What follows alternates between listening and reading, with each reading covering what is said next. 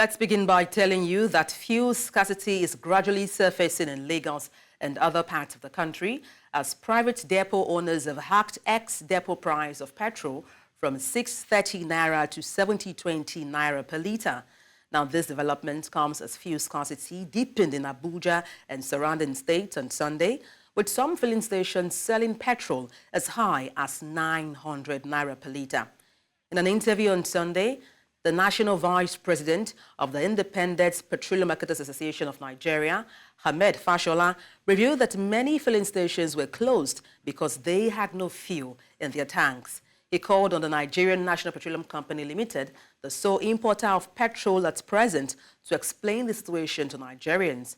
Fashola also appealed to the public to avoid panic buying and purchase only what they need, ensuring the available fuel can be evenly distributed.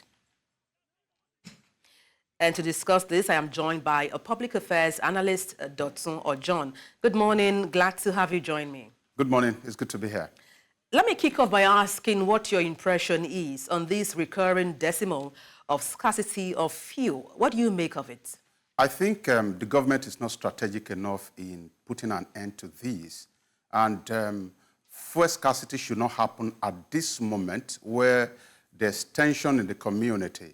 And I was trying to speak with somebody in government this early morning, and I just painted a scenario to him that at this point in time, because of the anger in the community, if two people should pick up a fight within any petrol station or any filling station, that can spiral to something that could become so big that the government may not be able to actually control. So my first impression is that I think that the government is not strategic enough in trying to avoid this at this critical time. But again, I also want to believe that the NPCL is doing everything possible to ensure that this is actually nipped in the bud. So then how can the government be strategic enough in helping to resolve this lingering issue of fuel scarcity?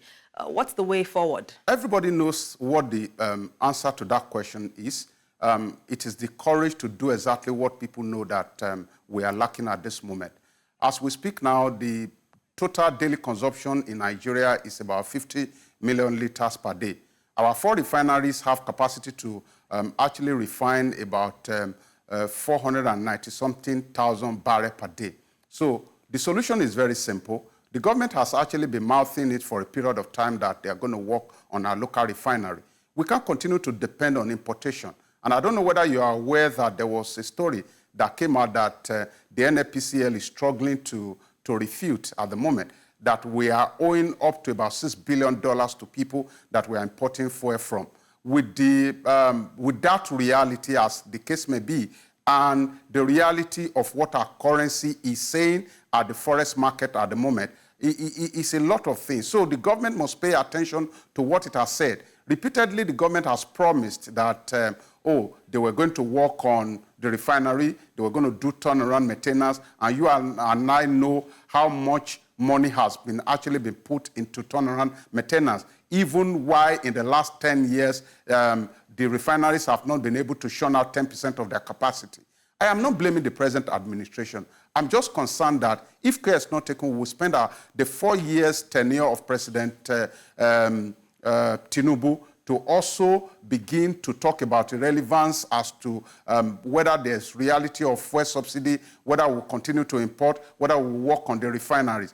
And I must tell the president that one thing that I believe he can do right is the petroleum sector, because he's a man that has a clear understanding of how the sector works. So if by any means he fails, it will have been a repeat of what happened in President Muhammadu Buhari government, where we have a former general who could not tackle insecurity, where we have a former petrol minister who could not tackle the issue of petrol. So I do not want the same thing to happen under this government. Now, away from the government, now we're talking solutions here.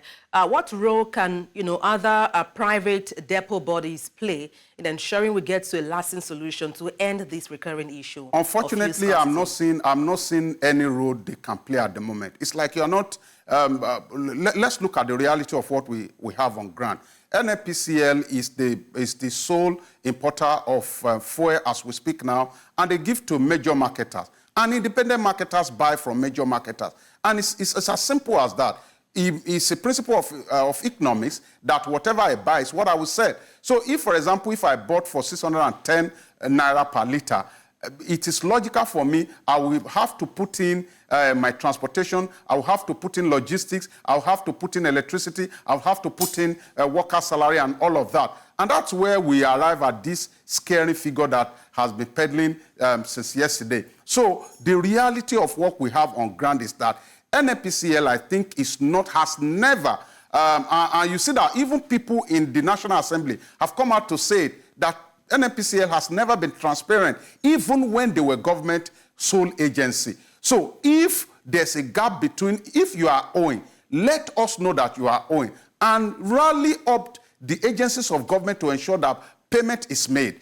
And if there's a gap in supply, there will be queue in the marketplace. There's nothing you want to do about that. I tell you that Nigerian life is extremely and totally dependent on fuel, on petrol, as it were. And that's why anything that affects the sector affects everything. In fact, to the food stuff. Because by the time you look at it, if prices of petroleum products move up as we are discussing now, it's going to affect transportation. Once it affects transportation, how do farmers bring their food to the marketplace? So all of these things, I do not see a major role of the independent marketer, as it were. Everything rests on the shoulder of NNPCL and by extension the government. So it is a case of the government coming out to be deliberate about how to get a strategic solution. You will remember that when this government came on board... If I may come in there, Mr. John, apologies for butting in.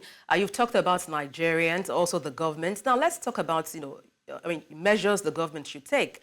Coming back to the average Nigerian now, we understand there is panic buying at filling stations. What would you say to the average Nigerian out there who is panic buying in the light of all of this situation? How should they comport themselves? The panic buying you see, in reality, is a product of survivor mentality, coupled with the fact that there's what they call internally generated data in psychology. And that happens when your government tells you the other time, or told you the other time, that you should not panic buy because there's enough fuel. And you spent your entire week in darkness. If the government comes to make that same pronouncement the other day, you will not, some other day, you will not want to believe. And that's where panic buy is coming from. And again, at this point in time, I think government should understand that the words they speak to people is almost failing, because when you make a promise and you shift the goalpost under any guise, what you are trying to do is to destroy the believability of that people for other communication that you are going to have in the future. So as we speak now, there's nothing you want to tell the Nigerian people not to panic buy, because we've told them years before. Before this government came on board, government after government, they've always been assurances, oh, don't panic buy because there's enough. And at the end of the day, where did they fall to? They fell into scarcity. So if you are telling them again not to panic buy, you are just speaking a word to them that they may not want to receive because of their past experiences. So I will just want to advise, you saw the scenario I painted. Anything that is volatile now can actually cause crisis in Nigeria. And I want the government to be careful, extremely careful, because I don't want any kind of crisis. I do not want any kind of protest. I do not want any kind of insurrection to actually break out of petrol queue. Because if just two people slap themselves at the petrol station, that can spiral into something that the government may not be able to And that's control. a fine place to leave it. Thank you so much for your insight on the news. Dotsun or John, Public Affairs Analyst. Many thanks once again. Away from that, the federal government confirmed on Sunday that it activated emergency centers across the country to tackle the ongoing flood situation in several states. The government urged residents living in flood-prone areas to relocate from floodplains, emphasizing that citizens' responses in some affected regions have been below expectations. This announcement came from the National Emergency Management Agency, NEMA, as various state governments began river dredging and other evacuations in flood-prone areas. Earlier, the federal government reported that no fewer than 10 states and the Federal Capital Territory, Abuja, have experienced varying degrees of flooding or recorded casualties due to intensified rains. And during a press briefing in Abuja, the Minister of Water Resources and Sanitation, Professor Joseph Utsev, issued a red alert warning that 21 more states might face flooding in the near future. In the event of flood, residents and emergency personnel face the risk of unclean water exposure leading to various skin conditions. The uncertain contamination level in floodwater can cause infections, inflammation, and stress-related skin diseases, raising serious health concerns. Our correspondent, Bettina Unwili, tells us more. Flooding can devastate our homes and our health, particularly our skin. Floodwaters teem with harmful bacteria, chemicals, and debris, leading to serious skin issues. This makes it crucial to prioritize skin care after exposure to floodwaters.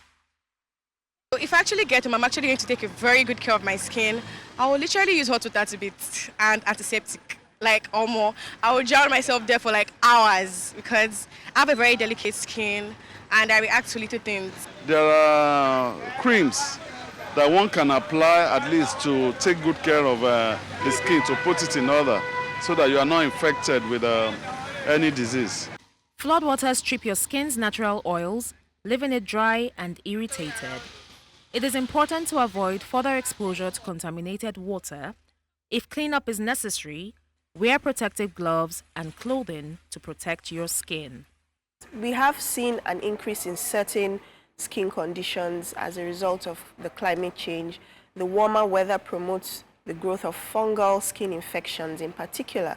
And worldwide, there has been an increase in fungal skin infections, and some of them are even becoming resistant to treatment. Skin diseases actually are one of the top 10 reasons for people visiting outpatient clinics or to see a doctor. And also skin diseases are one of the top 5 causes of disabilities amongst the general public. The first step to having good skin is to eat healthily, have a healthy lifestyle. So eat lots of fruits, vegetables, drink lots of water.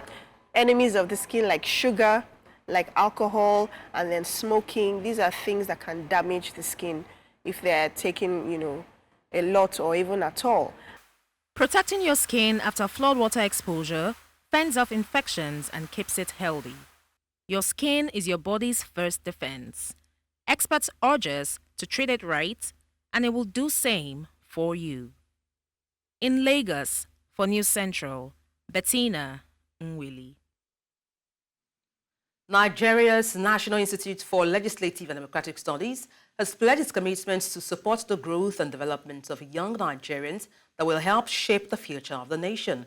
And this was made known during a town hall meeting and launch of the third Fellowship for Legislative Mentorship Initiative for Youth, saying that the program offers young Nigerians the platform to lead and make an impact in the society. NEMA has consistently supported NEMA program over the years. And now, as the institution and home of NMI, and we remain committed to strengthening its commitment to fostering the growth and development of young leaders who will shape the future of our nation, Nigeria. To standing firmly behind you, nurturing your growth, and celebrating your successes. I salute you all. You are indeed the future of this country. And from all I have heard, that future is very bright. With Nigeria losing billions in naira and millions in dollars to cybercrime, many say its effects is taking a toll on the nation's economy. In this special report, our correspondent Marvelous Obomanu sampled the perception of many young Nigerians about cybercrime and why it's becoming more popular among youths in the country. Have a look. The Economic and Financial Crimes Commission, Nigeria lost over $500 million to cybercrime in 2022, while the nation's banking sector also lost 8 billion naira to internet fraud. Despite the visible danger internet fraud poses to the nation's economy, many youths see it as an innovative means of economic survival rather than as a criminal enterprise. Recently, some youths in Nigeria's capital, Abuja, took to the streets to raise awareness on the dangers of internet fraud and to call on the nation's anti-graft agency, the EFCC, to do more in tackling cybercrime. Internet fraudsters, popularly called Yahoo Yahoo, is gaining dominance in the Nigerian society. It is mostly engaged by youths from 18 to 35 years. Some of them say the factor pushing youths into this Yahoo Yahoo is because there is a failure on the part of the government to provide job and employment for them. Some of them have said they've graduated from school only to finish and there is no job. How can a full-grown youth graduate from school and will not have job to work, to get back a living for himself? I am not blaming any of the youth today. I am blaming the government. Because if the government have made provision for the youth, just as they've promised us from their campaign time to this moment, the internet fraud will not be as much as in the society today. Nigeria has all the resources it requires to train, bring up Nigerian youth in a good way, train them and give them what they want, livelihood. But due to the failure of government has failed to do his responsibility. That is where we have landed ourselves in this aspect. While available data states that cybercrime is on the increase in Nigeria and is more popular among the youth in the country, some, however, believe there are several reasons for this trend. If I'm free doing nothing after graduating from school, no job, nothing, sitting at home, definitely something will come up to my mind. And you know, these days the youth like it the easy way. Knowing fully well that the easy way is not the best, but they prefer the easy way and face the consequences later. Some blame the quest to make quick and easy money, while others think the nation's political class has not led by example, as there is so much wealth in display without relevant industries to explain their source. Our politicians, what they live on is collecting money, taking it abroad, investing in other countries, collecting our own currency, changing it to hard currency, taking it outside the country to develop the country outside there. Why not bring that currency, why not bring that money back to this country, develop this country, build factories for this company and employ the youth? So if you are blaming the youth of being into fraudster, yes, you blame them because they have no option than to do. But even in this level of moral decadence and the bad image it is bringing to the Nigerian society, a lot of them have also expressed hope that if the government does what it's supposed to do, the issue of Yahoo Yahoo will become a thing of the past. My encouragement to the youth is, please, there is more to life than Yahoo. There is more to life than ritual. There is more to life than every other thing we think. I'm advising the ladies, instead of going into Yahoo Yahoo, there are so many handworks. Like our entrepreneurs who tell us, there are so many handwork skills you can learn and go into that you benefit yourself much more than risking yourself going into Yahoo Yahoo. Societal expectations have also been identified to compound the problem, as the nation's dwindling economy has worsened the level of poverty and youth unemployment. After graduating, paying school fees of 200,000, after graduating, not having a job that will give you 250,000 naira per month, what do you expect such youth to do? Even if they find themselves doing one handwork or the other, it's either the pay is not enough to cater for their needs or the pay is not even worth it. So instead of looking out to a peanut at the end of the month, it's better they go into Yahoo Yahoo to get more sources to sustain themselves. With youths in Nigeria under extreme pressure, many will advise young Nigerians to stay clear of cybercrime, as it is not the way to go. In Abuja for News Central, Marvelous Obomman. You're live with News Central TV. Let's take a short break. Stay with us. Thank you for staying tuned. It has become a trend in Nigeria as suspected criminal-minded individuals invade religious centers, especially churches, to vandalize property and equipment. Apart from these persons going to these perceived holy places to steal, It raises questions on where else is safe if the churches can now be raided easily and the frequency it is happening across the country. In this special report, our correspondent Austin Azu seeks to unravel the general collapse in the value system with the rise of theft cases in the churches. Religious houses are basically places of worship, but the rate of stealing oozing out from God's houses has remained a source of sorrow and tears to a number of Nigerians. More worrisome is the trend of suspected criminal-minded individuals breaking into worship centers like churches, mosques, among others, using these religious spaces to rip off their equipment.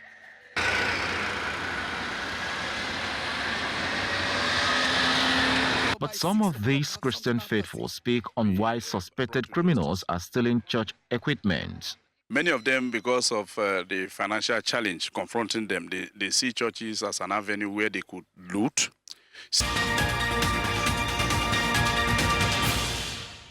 Solar, among others. The 29th of May, I got a distress call from my wife that our warehouse was boggled. The mouthpiece of the State Police Command, who briefed newsmen on how these items were recovered, said the suspects carrying out these operations used 2 Sienna vehicles and 1 shuttle bus to carry the stolen items. He said efforts are on to arrest other members of the gang and recover their operational vehicle. What they do is that when they get to either warehouses, church premises, or places for reception, they tie up the security personnel around there. They're always armed with guns. They go with 3 vehicles, 2 Sienna vehicles, and a minibus. They open the boot and pack up everything they have there. Some of those arrested in connection with the stolen items, both buyers and sellers, narrated their level of involvement. I bought 22 bags for 60,000. Optimal rice.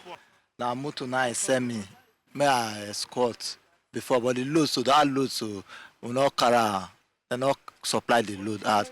The people stay here in scrapyard. They go come, they go like they bring a come. If they bring a come, I go sew into arrange. Nigeria, a country known for its rich cultural heritage and reverence for sacred places, has witnessed a decline in the sanity of these reverent places, leading to an erosion of the respect and protection accorded to the places, including churches. In Asaba, for News Central, Austin Azu.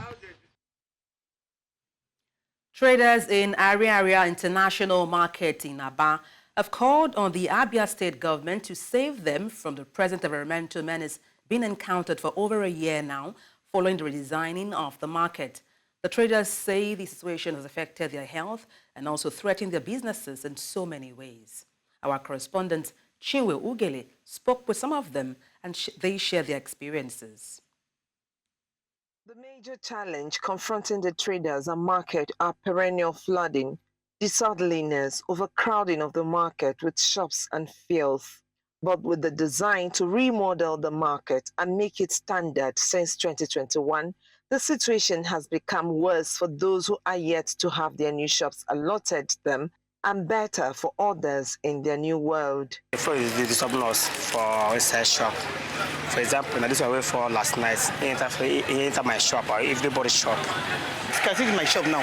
For you to enter here is a very big walk, and even that's why the height of this shop now. Flood still enter this my shop. Even this when I pack water from this shop. So the environmental is very, very bad.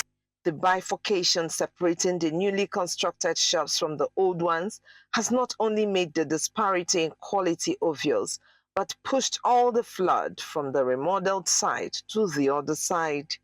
Not even the makeshift drainage dug by the contractor to collect the flood provided succor, as it becomes a health concern as well as environmental issue to the traders. The traders had to seek ways of keeping the flood out of their shops somehow while waiting for the remodeling to be concluded. Like the gutter, this wasn't the size of this gutter before, but they expanded it And we were hoping that once they are doing it, they want to give us a solution for how they remove the water from the market. But yet, it's getting worse. The deepness of this gutter now can contain about, let me just say, 7 feet or 6 feet. Traders demand speed in the execution of the contract to enable them have a conducive environment. This man with the building has the contractor, no, they help us at all. It's very, very slow. Very, very slow, and he's pushing water for this side. So you're not thinking about this people, that people wait for this side. With over 37,000 shops and stores in Ariara International Market, the number of shops already remodeled and handed over is a far cry from what is yet to be achieved. In Abafo News Central, Chinwe Ugele. Let's tell you that President Bola Ahmed Tinubu has been re-elected as the chairman of the Economic Community of West African State about 1 year after he took over leadership of the regional bloc. The Nigerian leader, who rose to power in May 2023, was re-elected as ECOWAS chairman during the 65th ordinary session of the ECOWAS Authority of Heads of State and Government. The event took place at the presidential villa in Abuja on Sunday. Governance deficit and marginalization have strained social contracts, engendering bitter rivalries and unhealthy competition. To complicate the situation, our region has become the arena of geostrategic and geopolitical rivalries and the theater of misinformation and disinformation that engenders mistrust among and within communities and undermines social cohesion. In the meantime, the ECOWAS Community Authorities of Heads of State and Government has appointed the President of Senegal to facilitate in negotiations with the countries of Niger, Mali and Burkina Faso in its effort to return the three countries back to regional bloc. And this was during the recently concluded ordinary session of the authority, where member states were tasked to raise about $2.6 billion needed for the regional stability. Our correspondent, Amadine Uyi, tells us more.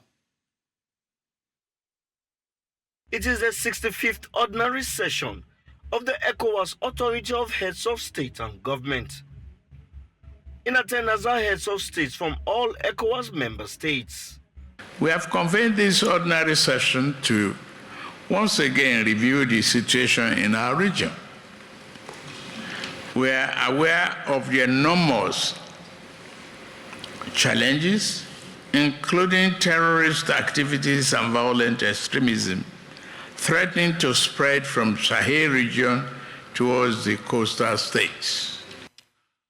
Our region is still confronted with multiple interlocking threats, including existential ones.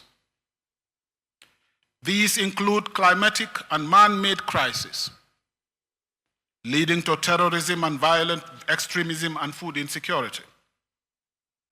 Livelihoods continue to be threatened by illegal and unsustainable exploitation of our land, forest, and marine resources. Representatives from the United Nations and the African Union took time to give their charge to the leaders present.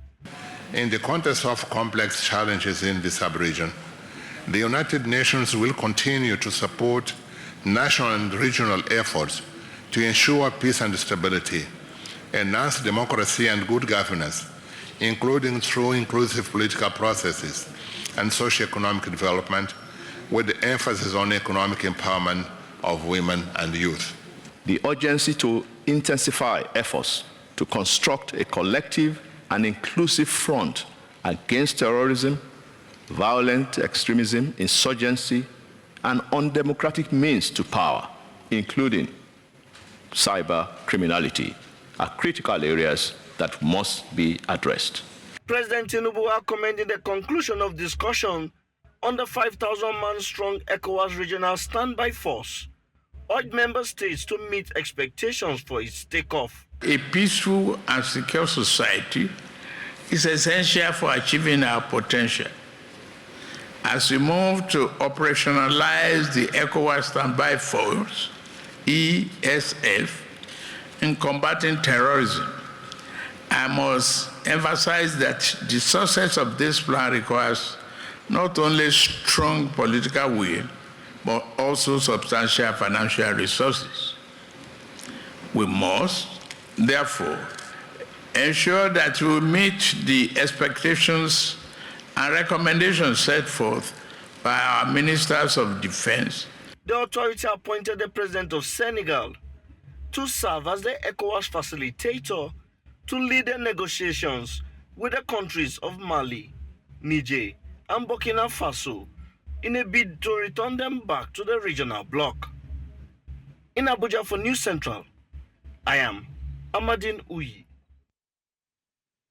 Coming up, U.S. troops pull out from Niger base in Niamey. We have details shortly. Join us again.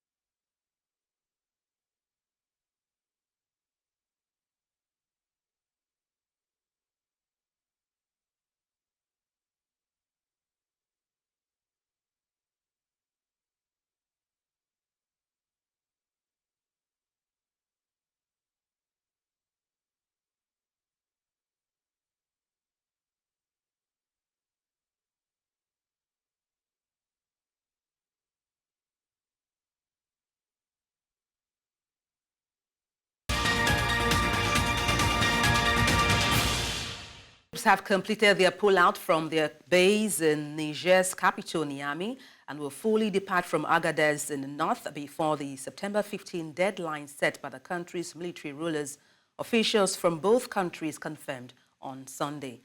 Niger's military leaders terminated the military cooperation agreement with Washington in March, following their seizure of power in July 2023 coup.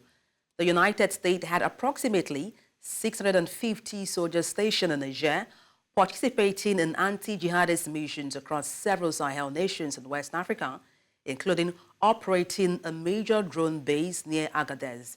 In a related development, Niger has also ordered the pullout of French troops, signaling a move away from its traditional security alliances. The country has since strengthened ties with Russia, which has provided military instructions and the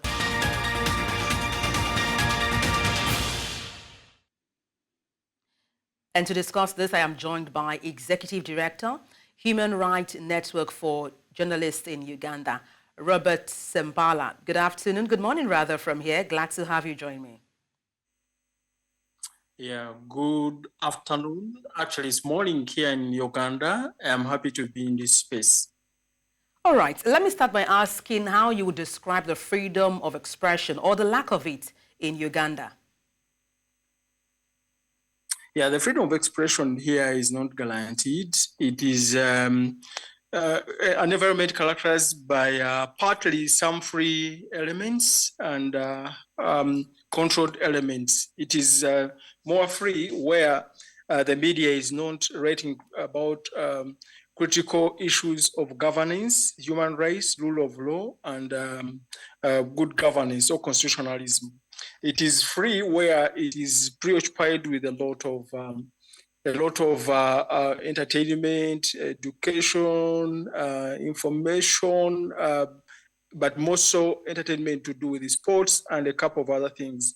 So it depends on where one is standing and which media houses they are working for, because there are those that have really come out to be strongly independent, critical, and more dive deep into investigative journalism.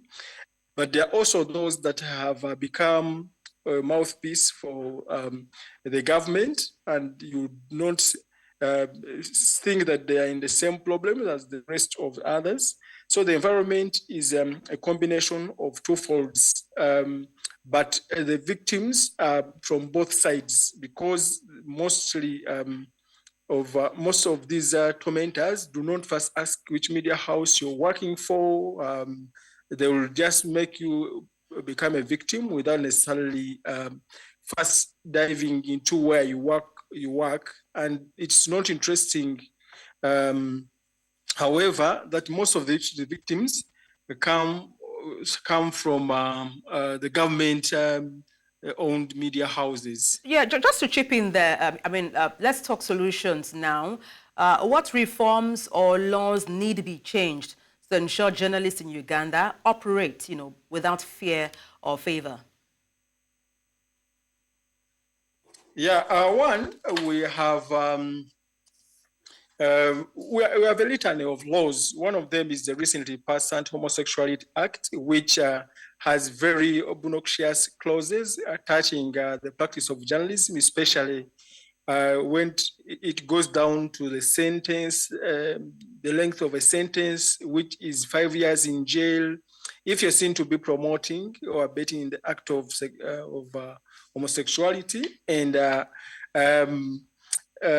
it also presupposes that the entire media house has connived to commit to commit a crime, so the license is revoked for 10 years, and also pay the equivalent of Ugandan money, 1 billion shillings, which is not a luxury for any media house in this country.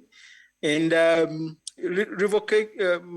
taking away your license for 10 years literally means permanent closure. So that is a law that has caused a lot of tension within the media spectrum. It has, caused suffocation around discussion for that particular act. But also have laws like the Computer Misuse Act as amended, which introduces very inhibitive and restrictive clauses to journalists, in that it presupposes that before you do your journalistic work, before you record a video, I wish we had more time. Robert, thank you Yeah. so much for sharing your insight. We did, indeed hope, these issues are resolved to ensure press freedom in Uganda. Robert Sempela, Executive Director, Human Rights Network for Journalists in Uganda. Many thanks for your insight.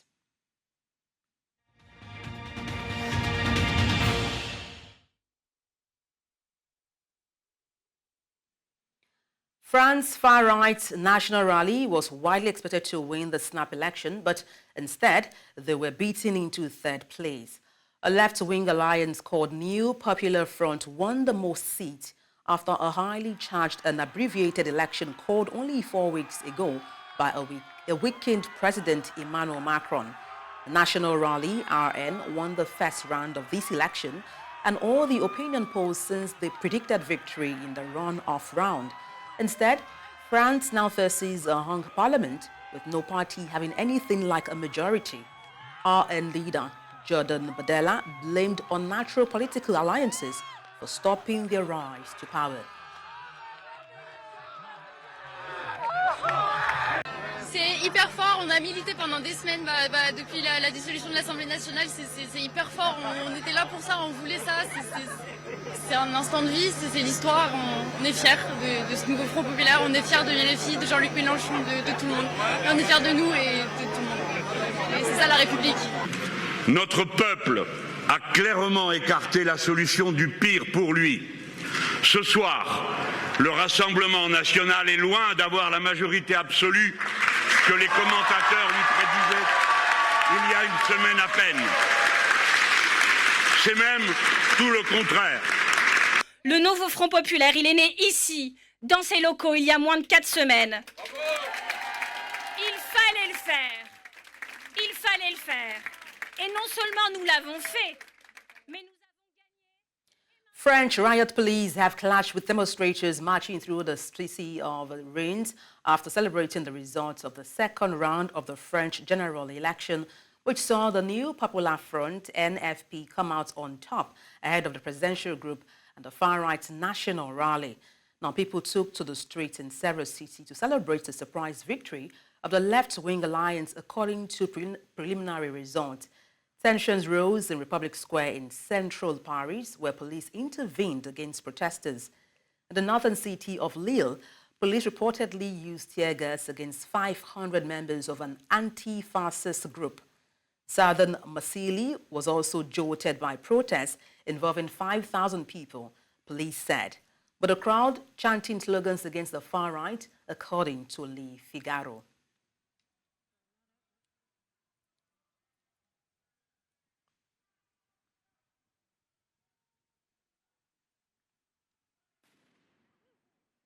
We have our international correspondent, Afia Hega, to speak on this. But first, let's take a short break. Stay with us.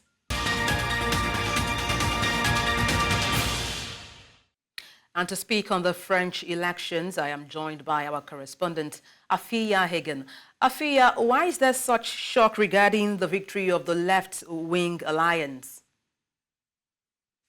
Well, this victory last week was nothing but a pipe dream. And actually, in the first round of this election, you saw the National Front winning 31% of the votes. Now you have the left-wing coalition who have won 182 seats. You need 289 out of the 577 seats to get an overall majority in Parliament. So by no means have they won the election outright, but they'll probably form a coalition with the centrist party, that's the party of Emmanuel Macron, to form a government. But like I said, this time last week, this election victory looked completely impossible. Marine Le Pen's National Front movement, the right-wing and far right-wing group, had pretty much had the polls locked down. There had been a real resurgence of right-wing movement, and actually a lot of people in France were scared and were worried about this outcome, so much so that riot police were deployed in force yesterday in France on Sunday across the country. And yes, there were a few skirmishes, but nothing like what they had anticipated had the National Front won that victory yesterday. But then why is there such reaction to these results? Why do we have such an avalanche, an outburst of reaction to this? Well, that's a really good question. Look, this election was a snap election that was called by Emmanuel Macron a month ago. That was after the European elections, where he said he couldn't ignore the fact that lots of people were voting for Marine Le Pen and her party. It also become very difficult for him in Parliament to be able to pass decisions because he doesn't have a majority with his centrist party. And so a lot of people felt that France was moving in that direction, as have a lot of elections in Europe. Britain, no, we just elected a left-wing government for the first time in 14 years, and perhaps that has rubbed off on France. And in that runoff, the first runoff last week, 31% of the vote, a really huge amount for Marine Le Pen and the right-wing party. So a lot of people just expected that it would go that way. In a week since last week, votes have been galvanized by the left and by the centrists. They kind of formed a coalition with the sole purpose of keeping Marine Le Pen's party out of government. This left-wing movement, which was led by Jean-Luc Mélenchon, he's a veteran left-wing firebrand. He got together a group of parties, his own radical party, France Unbowed, along with the Greens, the Socialists, the Communists as well. The victory, yes, like I said, not big enough to govern, but it is big enough to keep out the right-wing movement from having that place ruling Parliament. And it's because it was expected it would go the other way. And it's quite shocking that in a week, people have turned away from the right-wing movement and have decided that centrist and left is better for them. Well, thank you so much for your insight, Afia Hagen, our international correspondent. Many thanks.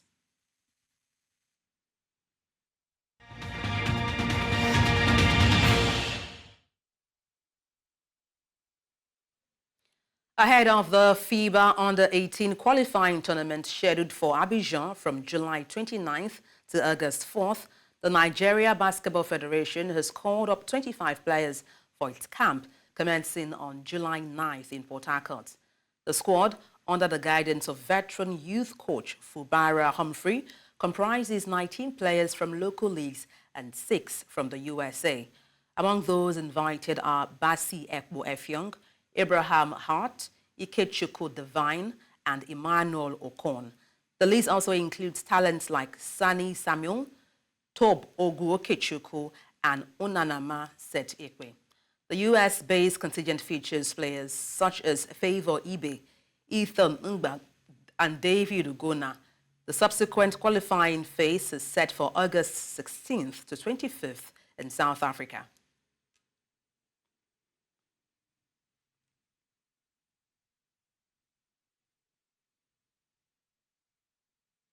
And that's all on the news at this hour. But before we go, let's take a look again at some of the major stories. Scarcity looms as depots raise petrol prices to 720 naira per litre. Federal government activates state emergency centers.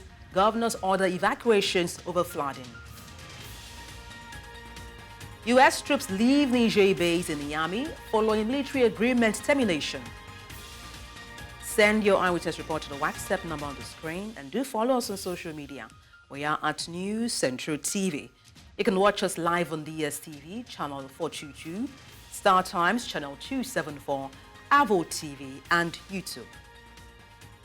Many thanks for watching. I am Adebola Adedugba.